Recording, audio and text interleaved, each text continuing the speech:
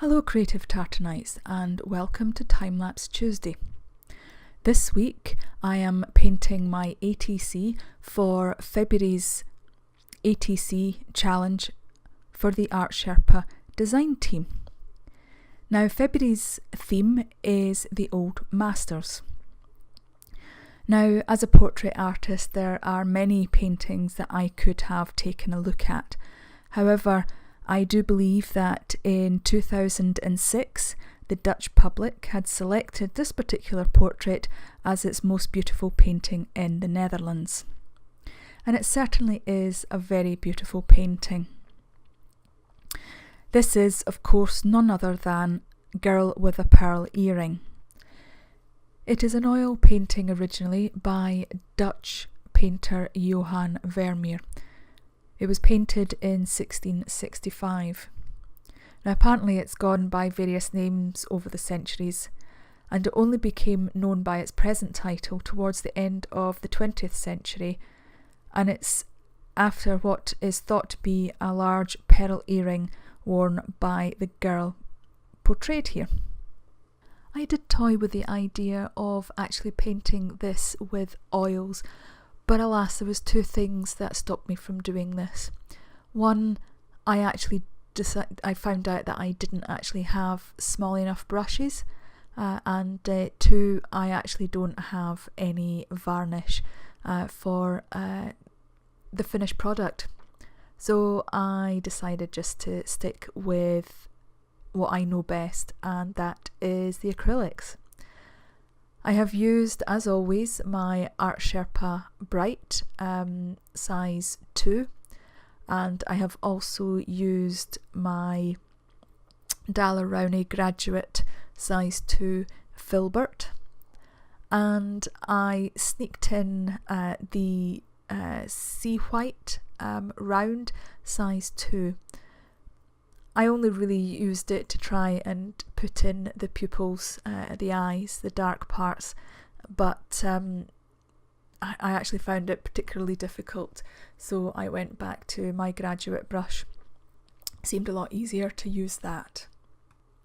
I realise we're almost a third of the way through, and I do hope that the slight shuggling is not irritating and really putting you off watching this video. I didn't realise that the actual backboard that I'm leaning on was moving. It's such small movements that I didn't notice it, but obviously the camera has picked it up, and because it's in time-lapse it just makes it look really, really shaky. I've done my best to try and take out some of the worst parts, but unfortunately some of it is still in. So I hope you can forgive me, and I hope it's still watchable for you. Now, as a member of the Art Sherpa design team, my ATC will also get posted to the Art Sherpa. And for anyone who is actually a paid member of the ATC club, they could be in with a chance of receiving this painting. If you don't know what an ATC is, it is 2.5 by 3.5 inches piece of art. It's a little like having a pen pal, but swapping art instead of letters. It's actually a lot of fun, albeit it can be a little bit frustrating painting at this size to actually then see the end product. I think really, puts it into perspective. It takes away a little bit of the negativity of the fact that it is such a pain in the backside to actually paint this small.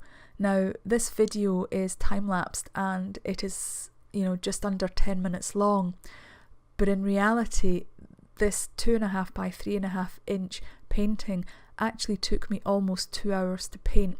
So that's actually still quite a lengthy period of time. You would think with it being a very small painting it would take a little less time, but actually the reality is that it actually takes just as much time, particularly with acrylics, because you still need to layer. Layering is key for acrylics. Are you a member of the Art Sherpa ATC club? If you are, give me a shout below. Say hi. If you're not and would like to, I will leave all the details for the Art Sherpa ATC club in the description. I will also leave all the details for all the other Art Sherpa design team members. So we have Stephanie, we have Mark, and we have Ian. So what do you think? Can you spot the differences? Apart from the obvious, obviously I've used acrylic paints.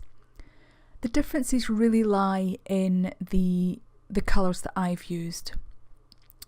Now I believe that the background contains bone black. There's small amounts of red ochre and indigo. And the face and draperies were painted mainly using ochres, natural ultramarine, bone black and charcoal black with lead white. Whereas I've used my golden acrylic paints, and I've used naphtha red light, yellow ochre, burnt umber, ultramarine blue and titanium white.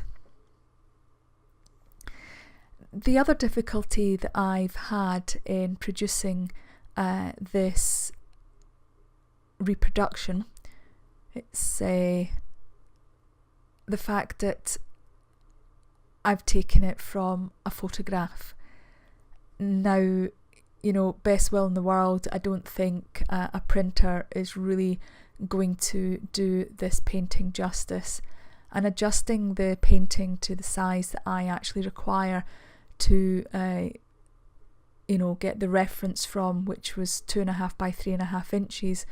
Again, I really don't think that it has done it justice. But it's certainly been a fun project. I've really enjoyed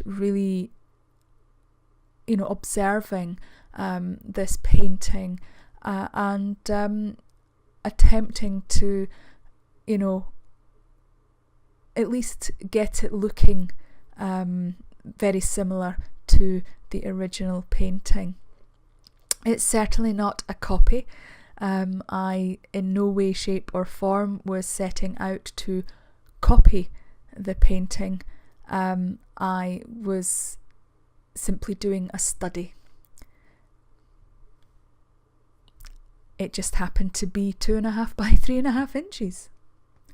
If you're still watching and you have enjoyed this video, please give me the thumbs up. It does help support this channel. It lets YouTube know that you like this video.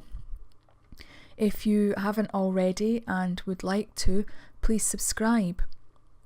And if you want notifications of future videos, don't forget to click that bell. I've really enjoyed the voiceover for this particular video, and I hope that you have, learnt something new perhaps, and that you've enjoyed hearing a little bit more about the actual painting itself. As I said, it was painted by the Dutch painter Johannes Vermeer, and it is believed that it was painted in 1665. So that is quite a few years ago, and I've certainly enjoyed studying it, as I've already said. So thank you so very much for watching. I really do appreciate your support, and I hope to see you all again very soon. Don't forget to look after your mental well-being, because nobody else can. See you all again soon. Bye for now.